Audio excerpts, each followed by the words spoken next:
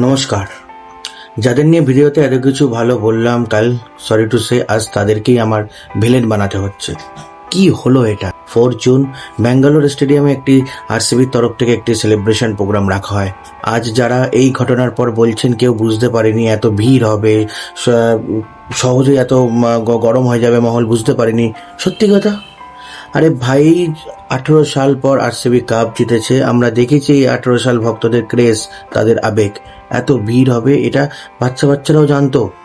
আর যখন জানতেন তাহলে সেই ব্যবস্থা আগে থেকে কেন করলেন না? কেন এতগুলো মানুষকে মরতে হলো, আহত হলো? সব থেকে লজ্জার কথা কি জানেন?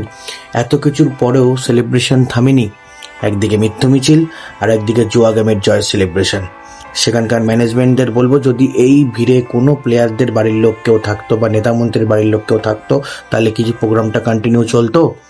আপনার কথা, তাদের জন্যই তো এই আয়োজনটা ছিল। আরসিবির এই পাগল ভক্তদের জন্য তো এই প্রোগ্রামটা করেছিলেন। কি উপহার দিলেন শেষ পর্যন্ত? রক্ত। কি দোষ ছিলেন জানেন তো তাদের? আমার মনে হচ্ছিল তাদের সব থেকে বড় দোষ ছিল এরকম একটা মানবতাহীন, দয়ামায়াহীন টিমের সমর্থক।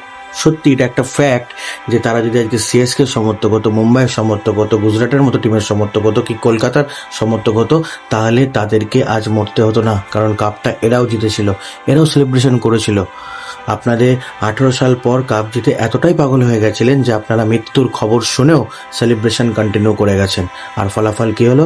আরসিবির অফিসিয়াল পেজ থেকে একটা স্যাড পোস্ট, আর আপনাদের মহান ক্রিকেটার, গ্রেট ক্রিকেটার কোহলিকে সেটা কপি পেস্ট করে তার দায়িত্ব শেষ।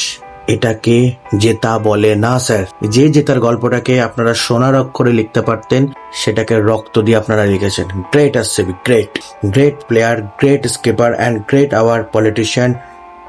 যাদের এই মঞ্চে এসে যারা আহত হলো বা যারা নিহত হলো, বিশেষ করে যারা নিহত হলো, অফিসিয়াল স্টেটমেন্টে 11 জন আছে। জানি না কতটা সত্যি কতটা মিথ্যে, কারণ আমরা যে দেশে থাকি সে দেশে সবকিছুই সম্ভব হয়ে থাকতে পারে। তো আমি সেখান থেকেই বলবো যে যাই হয়েছে না কেন সেটা খুবই দুর্ভাগ্যজনক, এবং আমাদের মতো আম আদমি বা আমাদের মতো সাধারণ মানুষদের শুধু আমরা মুখে বলা ছাড়া আর কিছু তো করতে পারবো না। তো মন থেকে সমবেদনা জানাই তার পরিবারকে, এবং শক্ত হয়ে দাঁড়াতে বলি। যেটা হয়েছে একটি দুর্ঘটনা হয়েছে, এবং তার জন্য দায়ী আমরা সবাই মনে করি নিজেদেরকে। নমস্কার। ভিডিওটা ভালো লাগলে অবশ্যই সবাইকে শেয়ার করবেন, এবং যদি আপনাদের কিছু মতামত যদি থেকে থাকে সেটা কমেন্টে অবশ্যই জানাবেন, এবং যদি আমার কিছু ভুল বক্তব্য যদি লেগে থাকে সেটাও অবশ্যই কমেন্টে জানাবেন। এটি আমার সেকেন্ড ভিডিও, তো অবশ্যই আমাকে ভালোবাসবেন। নমস্কার, শুভরাত্রি।